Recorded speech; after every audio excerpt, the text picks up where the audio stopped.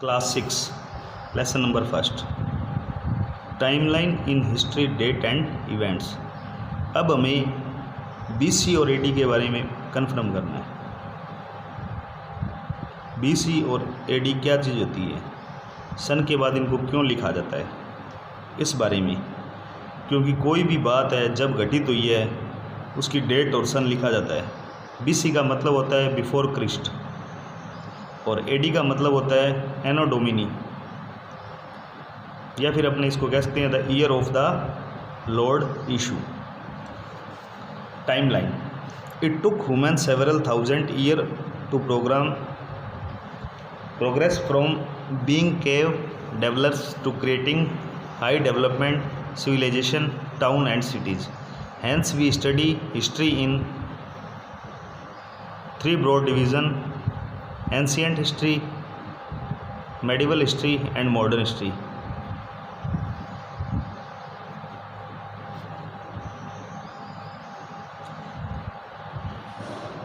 यानी नॉर्मल भाषा में हम कह सकते हैं हिस्ट्री को तीन भागों में बांटा गया आज तक: प्राचीन, मध्यकालीन और आधुनिक। Ancient history studies the period from 5 lakh BC to 800 AD. Here BC and AD are terms used to measure time. The birth of Jesus Christ is taken as the reference point from which historians count dates. All dates before the birth of Christ and counted backward and are denoted by BC यानी before Christ, whereas the date after Christ's birth are counted forward and denoted by AD, Anno Domini, meaning the year of the Lord. For example, 1000 BC mean 1000 year before Christ's birth and 1000 AD mean 1000 year after the birth of Christ. यानी कहने का मतलब इनका ये है BC और AD से भी, जैसे यीशु क्रिस्ट ईसाइयों के देवता थे, उनके जन्म को मैंडेट माना गया है। अगर उनके जन्म से पहले कोई काम हुआ है उसको तो हम बीसी कहते हैं, और उनके जन्म के बाद में कोई काम किया गया है उसको एडी कहते हैं, यानी बिफोर क्रिस्ट और AD. When show on the timelines 1000 BC comes after 2000 BC, while 2000 AD comes after 1000 AD. Nowadays, historians use BCE and CE instead of BC and AD. BCE stand for before common area या era कह सकते हैं अपने, and CE means common era. In the exact date of an event of not know the word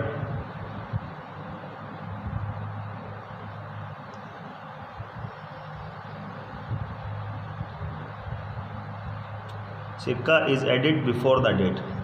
If both the date of two events are in either BCE or CE, we simply subtract the lesser date from the greater one. Example, 2000 BCE minus 1000 BCE equal to 1000 year to determine the time difference. But if one date is in BCE and the other is in CE, we added the two dates to obtain the time difference. Example, the time difference between 1000 BCE and 1000 CE is 1000 plus 1000 is equal to 2000 year.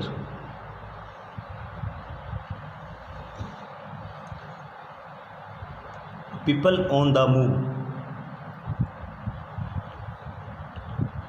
The primitive mean traveling continually, and so did people all through the age. People travel widely in present time. The following reason can be listed for the movement on people.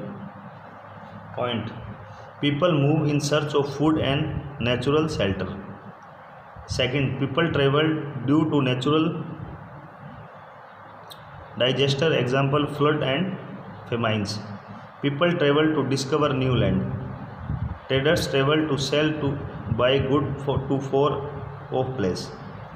Rulers send their animal to conquer tradition. Religious leaders travel to spread their religious teachings. This constant movement of people result in exchange to idea and mix of culture.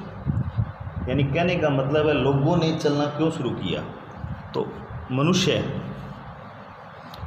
प्राचीन समय में मनुष्य अपनी ज़रूरत के हिसाब से चलता था। जो भी मनुष्य जहाँ भी रहता था वो उस जगह रहकर ज़्यादा खुश होता था जहाँ पर उसको सारी सुविधाएं मिले।